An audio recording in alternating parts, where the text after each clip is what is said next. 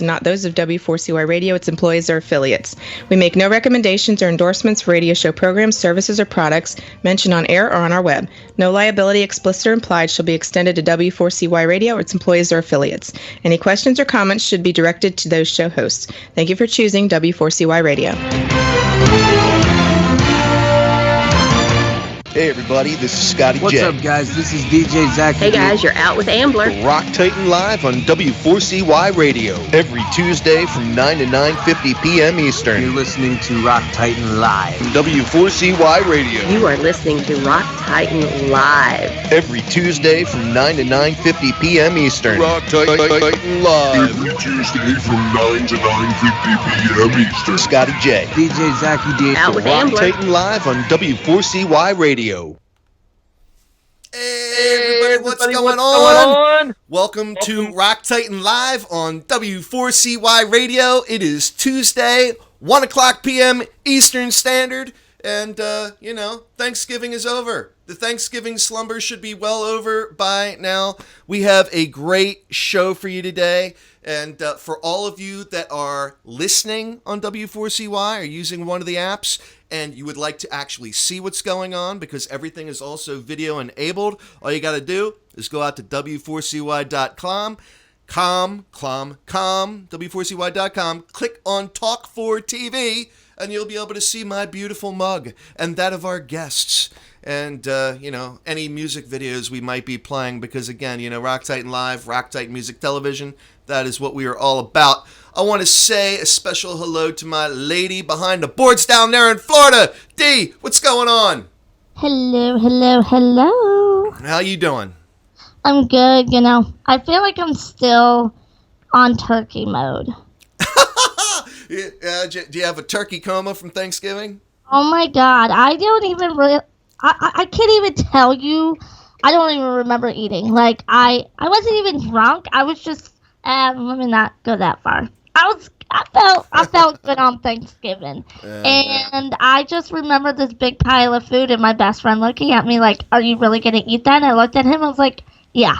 He's like, I bet you can't finish everything on that plate. I was like, challenge accepted. Look at D go. All right. Right. Gobble, gobble. But, yeah. So, my Thanksgiving was drama-free. That's all I could ask for. Drama-free. It was all good. But, it's funny. Thanksgiving is like one of those holidays. It's like, as soon as you flip the switch, it's like the next day. And sometimes even before Thanksgiving, everybody is already in Christmas mode. It's like right after Halloween, Christmas stuff was already starting to fill up like the hardware stores and stuff like that, You talking about right after Halloween? During Halloween, Walmart had Christmas stuff out, and I'm like, this is obnoxious. I'm telling you what, it's crazy. It's crazy.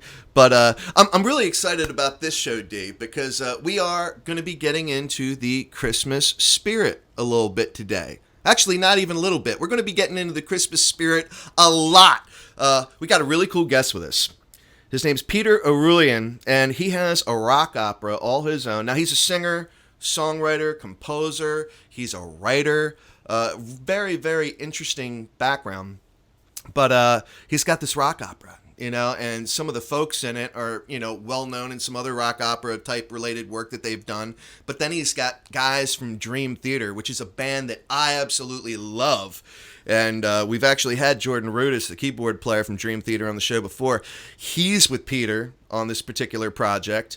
And he's just all about, combining rock and roll, heavy metal, and the Christmas spirit. So again, here in about, 10, 15 minutes, folks, we're going to be joined by Peter Arulian, and we are going to be talking about The Bell Ringer. That is his rock opera with his band Symphony North. So that should be really cool. This dude, man, I mean, the types of people that he's worked with throughout his distinguished career, just the things that he's done as a writer and as a composer and stuff like that. Oh my God, it's ridiculous. Are you starting to get into the Christmas spirit now, Dee? I mean, actually, yeah. I went to my sister's. Me and my best friend went to my sister's house on Sunday because our washer's broken and our shower is being revamped. So we had to go take a shower and go do laundry over there. And we were listening to trap Christmas music, which is pretty cool. And then we were listening this morning. I was actually, this is weird, was listening to rock Christmas music. So Really? Oh, well, then you're going to love what we have going on with Peter. Actually, there's a couple of songs. I'm not going to play them right now. I'm going to play one of the songs off his Bell Ringer rock opera. We're going to play that while we call him up on the phone here in a little bit. But yeah, he's got some really cool stuff. And, I'm trying to get into the spirit. You know what we actually did over the weekend, me and my family? I went full-blown Griswold mode, and we got our Christmas tree. Now, let me tell you something right now, people. If you want, go out and friend me. Go ahead and friend me on Facebook, Scott Alexander Johnson, Scotty J.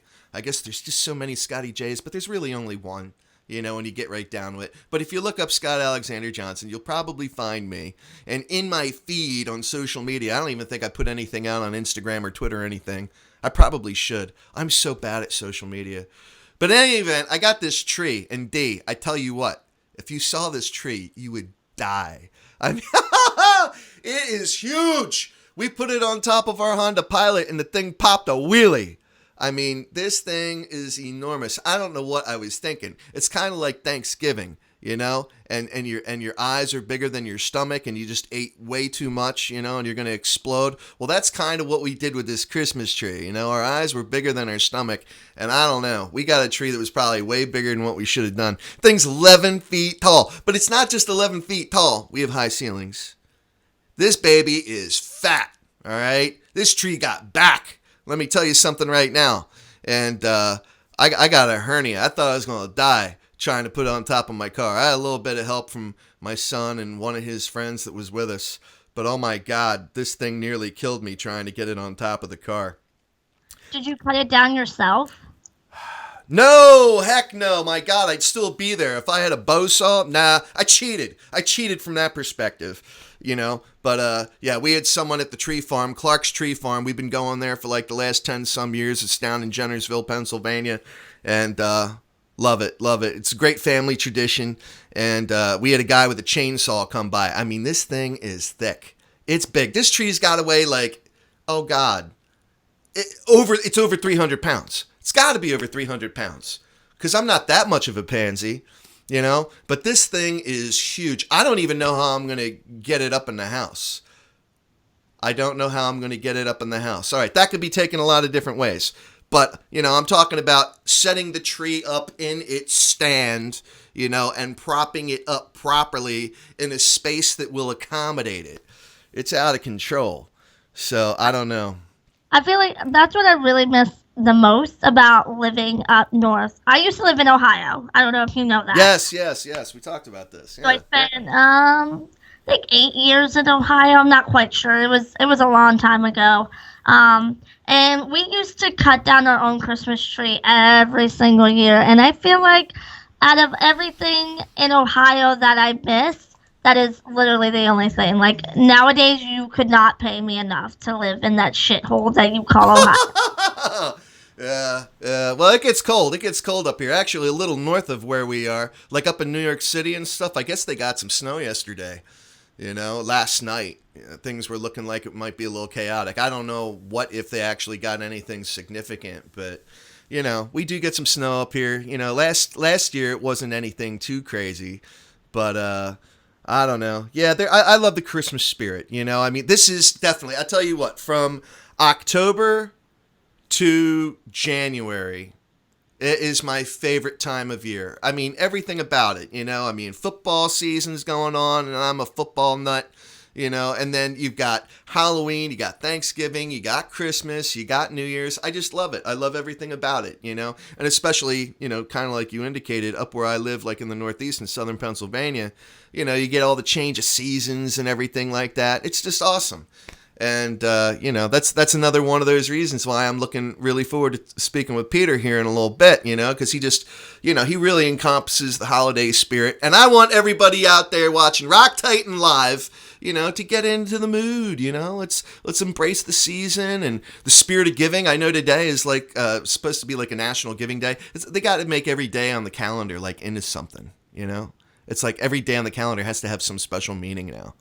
I mean, I agree. I just think like a lot of these holidays, are very overrated. I think Christmas is not necessarily overrated, but I definitely think that people have missed the mark on what Christmas is really supposed to be.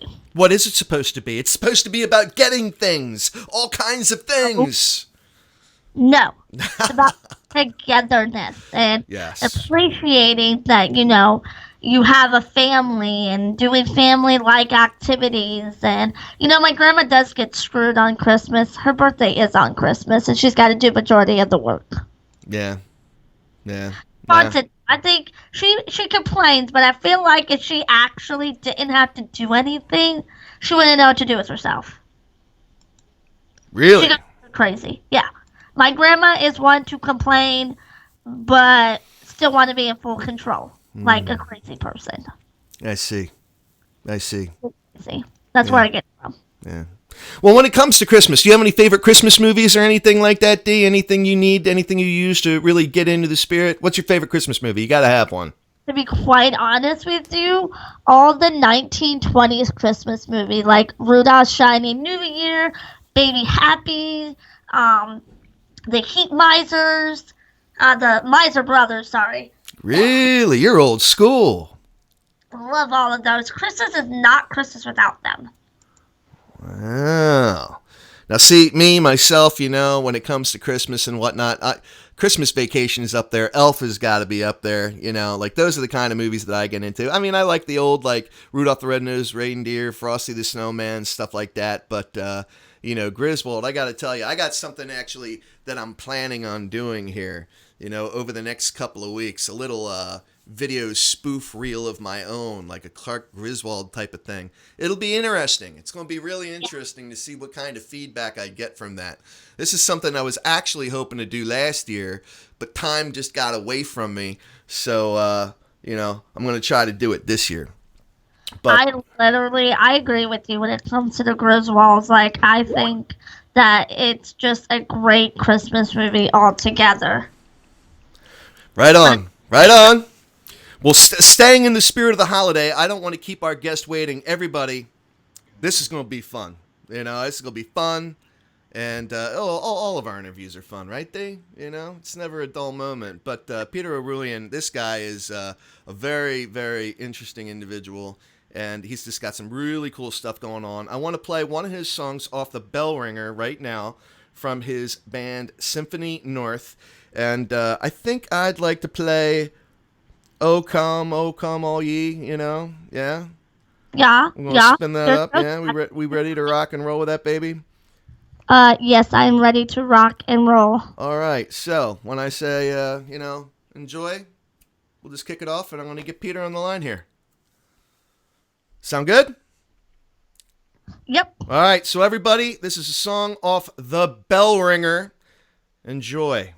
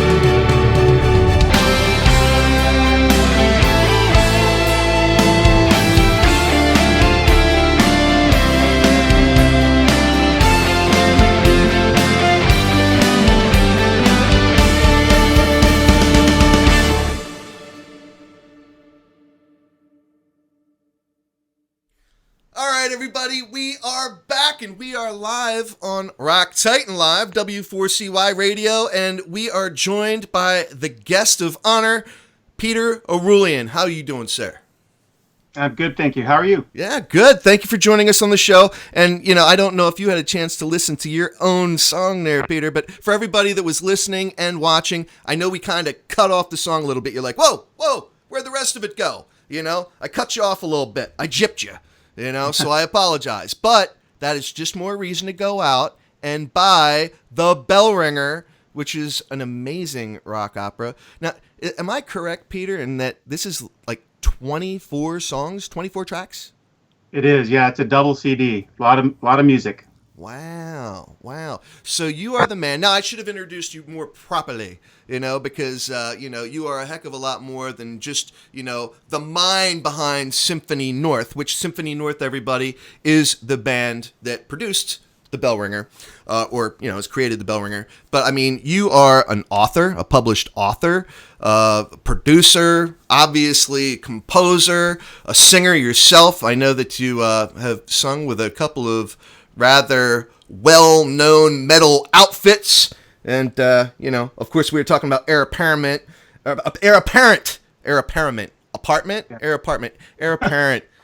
Fifth Angel.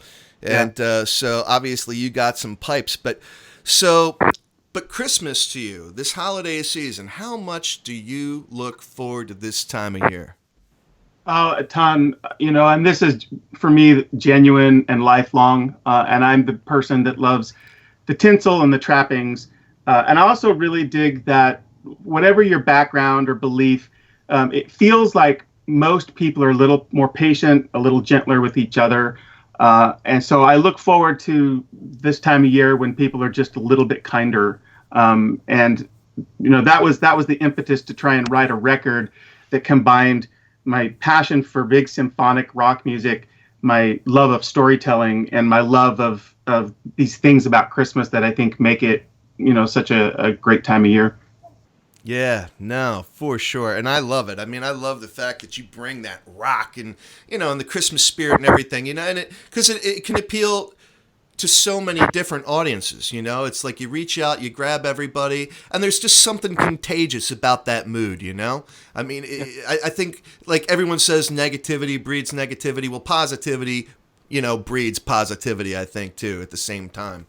But, again, going back to it, though, how long, I guess, this band, Symphony North, how long had that been something that was resonating in your mind before it actually became what it is now? My senior year in high school, these three sort of real passions of mine, it occurred to me I should do something to conflate them in the creative effort that would be some sort of rock opera. Right. And in some ways, I'm not even sure rock opera is the exact right term. I think it's the best term. It's a story-driven, narrative-driven album where I think the songs can be taken individually, but if you take them together in linear fashion, then you kind of go on this journey. And it's different from other big Christmas rock bands that right. That some narration. And what's different about it is there's different kind of story design. And a lot of times albums, rock operas or concept albums are kind of a lot of different songs that are thematically tied, or you put a wrapper around a bunch of songs that you wrote. What I did is I started with the narrative. I started with how I wanted the progression, because I've been studying and publishing books all my life. I wanted a character to move through change. I wanted you to have emotional investment in that person and their success and failures, so that at the end of the story, you've had big rock moments that were thrilling, but you've also kind of gone on this journey and maybe you're a little inspired to go out and be that much kinder, in service of this idea of Christmas, which I don't think needs to be doctrinal or anything like that for people just to get on board with basic human sort of values of decency to each other. And all of that is what I wanted to do. But then I went to college. I got married. I came to work for Microsoft in Seattle. And so I got really busy. But always there was in the back of my mind this idea. And then when I got let go from Microsoft a couple years ago in a set of downsizing, I said, I'm going to take the chance to do it. I had built up some expertise in storytelling because I've got The latest thing I'm doing is I wrote a novel for Dream Theater, and I wrote a novel for Jordan Rudess for his solo album. Right. Jordan is a keyboard player for Dream Theater. Yes. So I've done a bunch of this melding of music and storytelling already. I'm also currently working on a fiction series with a New York Times bestselling author by the name of Brandon Sanderson. And that story is about a heavy metal singer. And so I've done a lot of this. And so I thought the time was right to finally go do this thing I've been thinking about forever. So I taught myself Pro Tools, and I started going through and just, after I had created the story, writing the music. So it's been gestating for decades. Wow, yeah, I can tell by the sounds of it. You don't just like Christmas. I can tell you're a big Thanksgiving fan because you can't just pile enough food on your plate, You can't pile enough on the plate, and then you get that turkey baking in the oven or frying in the fryer for whatever, and you're just letting it marinate. Just everything with bacon. Oh my God. No, that's amazing. And it's funny, you talk about, how life just kind of went its own path, but the writer in you, the creative person that you are, it was always there. So it was just, it was bound to, come back full circle at some point. It's kind of like the way it is for me, I originally went to school for journalism to be a writer and to work in the media and doing all the things like I'm doing with you right now. But life took over. I got married, had kids, ended up doing Microsoft work. Although I don't think my Microsoft work is half as cool as like what you were doing. From what I understand, you were in the Xbox division. Is that right? Yeah, I did marketing for Xbox for about 15 years. Wow, man. Yeah, that's a career. That's a career right there. That's amazing. It's working for big tech companies like that. I'm sure it's there's no off time. You're on call 24/7, and so it can be trying. Right. Right. Yeah, no, for sure. But you found your way back to the creative side. Everything happens for a reason. Everything happens for a reason. And here you are doing what you love to do. Clearly what you were born to do. And man, I hope I'm doing the same thing. But you talked about Jordan Rudess and what you'd been doing with Dream Theater. Now, is James Labrie, is he also some of the vocals on the Bell Ringer? Because I haven't heard I haven't listened to all 24 tracks. I just heard a beautiful female voice on there. Is James featured on there?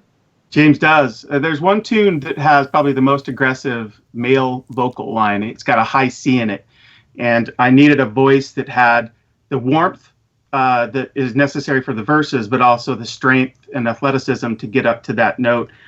With conviction, and there's only a few guys I know that can do that, at least the way that I had hoped to hear it. And I'm fortunate enough to know James. He's read my books, and we've been friends forever. Oh, wow. Okay.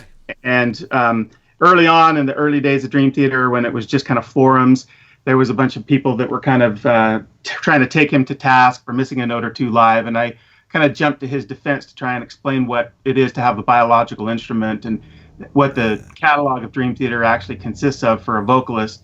And he appreciated the fact that I kind of helped set people, straight a little bit about, the challenges of being a Dream Theater singer. And since that day, we've been friends, and I asked him to sing this tune, and he kills it. We're actually releasing a little video for that tune probably later this week or next week. It's called Every Doubt Has an Answer. Right on. So he's on there. I've got some other male singers who are, I need to put this tactfully, they are from the world's largest Christmas rock band. Yes. One of the guys was on America's Got Talent. Right. And so these are familiar voices if you know some of those big Christmas touring rock groups that do the big shows. I got some guys on the record. And then I've got a woman from Barcelona, this amazing woman from Barcelona on there. Yeah. I've got a couple session singers, one from Nashville, one from Los Angeles. So because I'm a vocalist, and I trained with a guy by the name of David Kyle, who taught Jeff Tate from Queensryche and Ann Wilson from Heart, Lane from Alice in Chains. I kind of had a real idea of the kind of voices I wanted, and it took me a long time to find them. But I'm proud of how the vocal lineup ended up. Yeah, no, that's awesome. I mean, and not just the vocal lineup, but I mean, all the other moving parts you got to it, because you got different strings in there. You got some violins, you got some cellos, you got some violas. Yeah, I mean, you got all that in there. Yeah, I did this thing where I was kind of particular on how I wanted it to sound, and there's certain ways I wanted the strike with the bow to hit, and certain vibrato and expression. So it was a labor of love to go through and write multi-part violin or string parts across cello, bass, violin, viola to get the sound to be sort of bigger than a lot of just. I didn't just use like a patch, for all the symphonic stuff. And it took time. And by the way, I don't know if you saw, but the records also features Jordan Rudess. He plays Yeah. No, that's awesome. I mean, and I love just his keyboard playing, his piano playing. He's amazing all the way around. But then it's funny that, when you mentioned you had to defend James LaBrie, I mean, oh my God. I mean, in the pantheon of voices like the ones he has, I mean, their last album that they put out not too long ago, Distance Over Time. I don't know if you had a chance to listen to Distance Over Time. I was blown away, man. I was totally floored. I couldn't believe it. I mean, just the whole album was incredible. So you landed yourself some pretty amazing people there. But one name that I saw that I guess he's going to be performing with you in the not too distant future, and you wrote a song with him, Roger Fisher from Heart. Yeah. That's awesome. Roger's local, obviously kind of came up from this area, and the studio owner where I did the replacement tracking on the album was a roommate of his. And so Roger came down to the studio when we were getting towards the end of the record, and he heard it. He loved the material. And originally I was hoping maybe he would play a solo or something. He actually wrote me back. He says, how about we just co-write a song? And I says, okay, that would be great. So he came up with this really interesting chord progression, and I wrote some vocal melodies and lyrics to it. And we're actually going to perform that at the show this year. We're doing 4 shows, but at the Seattle show, he's going to come out, and we're going to perform that together at that show. Wow, that's incredible. I mean, and again, everybody, this is the man who founded Heart. With the Wilson sisters. I mean, that's pretty ridiculous. I mean, that's just, woo! How did you put this ensemble together? I mean, obviously you as a composer and as an artist and as a musician, you knew what you were looking for. You knew, instrumentally what it was you wanted. You knew vocally what it was you wanted to do. I mean, that's one thing in and of itself. But then actually find these people, from, one of the other Christmassy type of bands that's out there, that's known worldwide, that's, done very well for itself, some voices you have, to be tactful, as you put it earlier, to be able to bring these folks together. How'd you do it? I mean, how did you get these people to work on this project with you? Because obviously they all have other things going on. They're busy. Schedules always seems to be the biggest conundrum that everybody faces, because obviously we'd all like to do everything. But how did you get these guys together? Well, it was part of it's just tenacity. I figured when I started this, if I was going to dream, I was going to dream big. So there's other people that I did try and get on the record. I couldn't. I tried to get John Petrucci on. It was schedule, like you said, it was scheduling. He couldn't. Because I've got some renditions of there's a couple tunes like from Bach and Tchaikovsky and Vivaldi that really would have highlighted all of his chops. But it was a lot of tenacity. And then what would happen is invariably I would contact someone, and there would be this sort of respectful exchange between professionals, because you kind of present yourself as trying to do something meaningful, and it's not a free gig you're offering, or it's we're going to pay, and we're trying to do something that could grow. And so once you lay that out, then it all comes down to the material. Mm-hmm.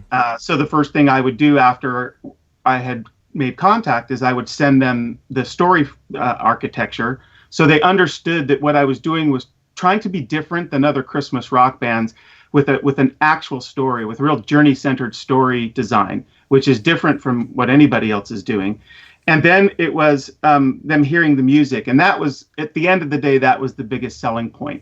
And I was nervous because, you sit in your room, in your office, you compose, and you're in your own head about how great it might be. The litmus test is when people start hearing it and their response. And I was fortunate. Every person that I had that exchange with, once they heard the music, wanted to be on the record. Wow. Well, kudos to you, Peter. That's huge, man. just winning them over with the work standing by itself. Now, going above and beyond that, of course, everybody, we want you to go out and buy the bell ringer. Go out and purchase the bell ringer. Add it to your, holiday music collection. You've probably got Dean Martin out there, and you got Frank Sinatra, you got Bing Crosby. Now we need Symphony North. Add Symphony North and everything Peter Arulian's working on. Right? That's what we want. And we can go out there and get it on Arulian.com. Yes. You can probably the fastest way, if you want the CD, the double CD, is to go to symphonynorth.com. Okay. Right. If you're a streamer, like Spotify, Pandora, Amazon, Apple, it's on all of those places on their streaming services if you like to be a streamer. I found a lot of people like the physical media still. And so we have a cool package if you want to go to Symphony. By the way, if you do buy the double CD, the physical CDs from us, there are 2 bonus tracks. And we did that deliberately for fans who connect with us or come to our shows as a special bonus for them. And all the proceeds from the record and from the tour we're doing are all going to go to the Toys for Tots literacy program. I love that. That one's close to my heart because I'm a storyteller, and I feel like, as cool as it is to get a present at Christmas, if we teach kids who need to understand how to read that skill, they're better prepared for building their own future.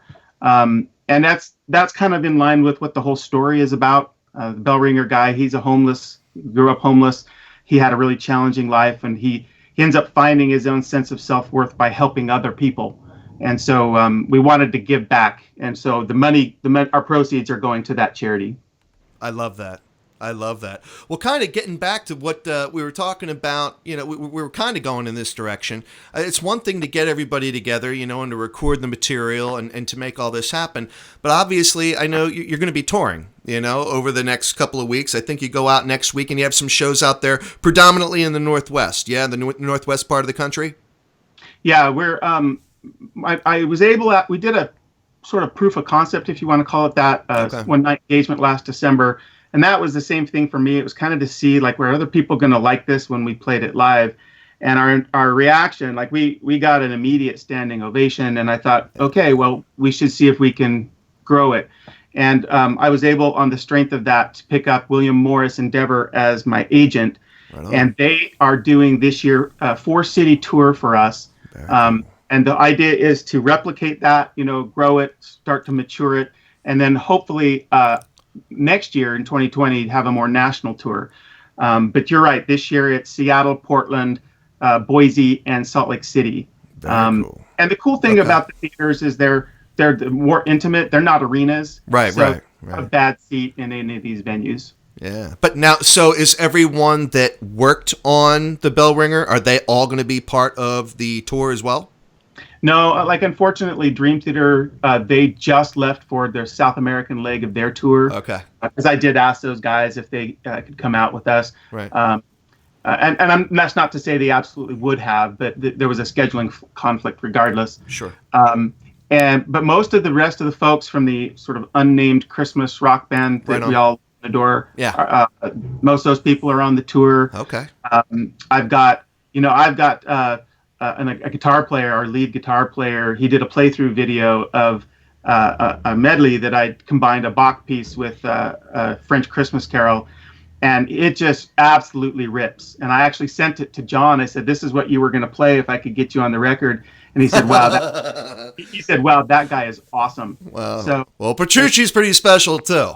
Yeah, so I mean, if Petrucci thinks my lead guitarist is good, then I feel good. Right on. Well, I know our friend Vinnie Moore, who's friends with Jordan. He's finishing things up with UFO. They're on their last tour, just like Slayer just wrapped up with, and Kiss is wrapping up with. Everyone's on their last tour. All the legends are on their last tours, Although some of them, like Motley Crue, are like, yeah, I know we said we're never going to tour again, but now we're coming back, Oh, yeah. But I think, wasn't it they said, I think I read the film, the Netflix film, like, got them energized. Oh, the dirt. Yeah, it's all because of the dirt. Yeah, right, yeah. Whatever. It's because you guys are broke. That's what it is. I got no more money, so we got to go out and make money. But yeah, no, but our man Vinnie Moore, who was just a tremendous guitar virtuoso, that dude can shred. Yeah. I'll have to send him the way of Symphony North. Maybe he'll catch up with you guys next year on the holiday trail. But I'm curious. So is Symphony North dedicated exclusively to playing? Obviously you've got the bell ringer, and that's what we're supporting right now. But do you foresee Symphony North exclusively being like a holiday-oriented type of band, or doing other types of epic musical projects like this? Yeah, we'll do other things. Okay. I probably will always sort of lean a little bit towards wanting the albums to tell some kind of story. Right. I'm personally drawn in by more storytelling type of. It doesn't have to necessarily be a full concept album, but I like there to be some sort of purpose. I know some people don't even listen to the lyrics as long as the singer's not off tune. They're fine. But I'm the opposite. I care about the lyrics. So the answer is yeah. We will do other things besides holiday records. We probably will still do more holiday records. Right. But I have some ideas for some non-holiday albums. It's really just all time. At least for me, to write a record like this with this much instrumentation, it takes a little while. I can only imagine. You know what I can see you doing? I could see you tying something in from I don't know. Let me just arbitrarily lick something off the grass here. Say by someone like George R.R. Martin, maybe. I don't know. Maybe you might do something by a guy like that. Yeah, I would. I've met George. I saw your interview with him. That was awesome.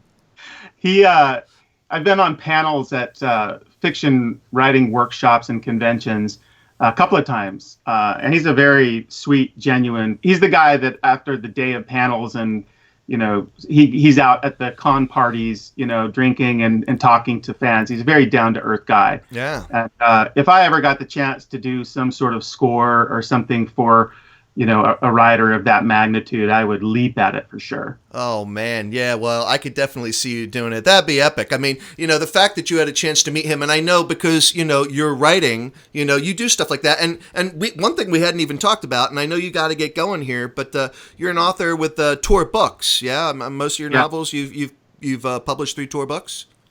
Yeah, I've got a contract with them for a number of books. I published books with other publishers, and various lengths from short stories to epic fantasy. I think I mentioned the thing I'm working on now.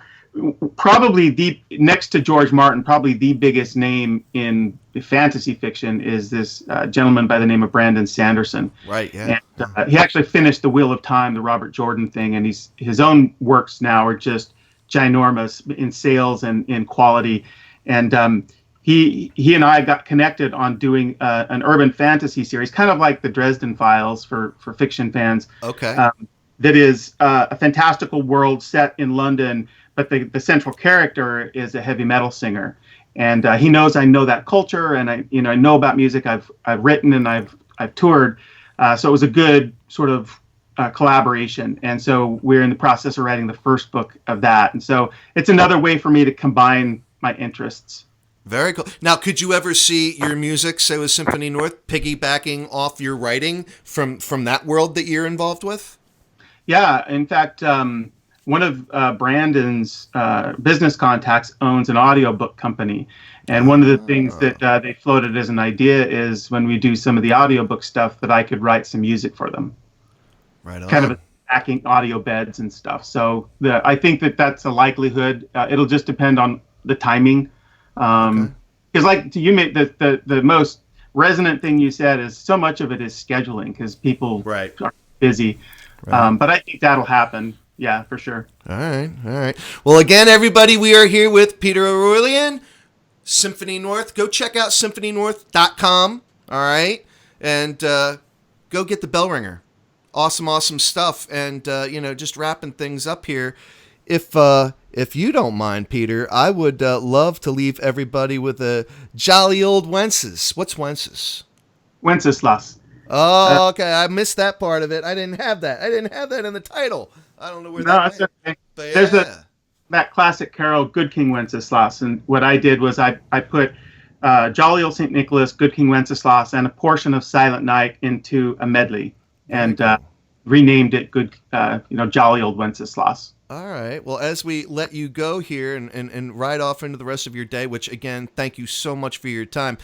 Dee, are you ready? Because I'd like to have Peter introduce the song, and we'll just go from there. Of course I'm ready. All right. So, Peter, just go ahead and introduce this song and finish up by saying enjoy, and Dee will cue that up, as will I. Okay. All right. So you're about to listen to Jolly Old Wenceslas. It's a Christmas medley by Symphony North.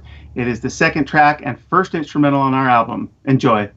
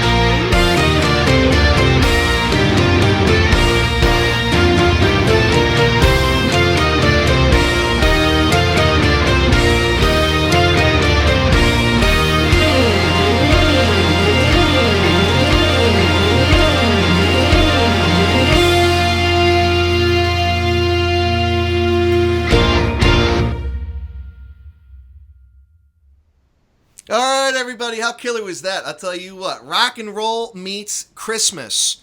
You know, I'm in the holiday season. That's awesome. There needs to be more music like that, I think, Dee. What do you think? I agree. I definitely enjoy it. And I'm also, I like new music like that. I like to be introduced to new things, and definitely enjoy that it's Christmas. I can't go music at all.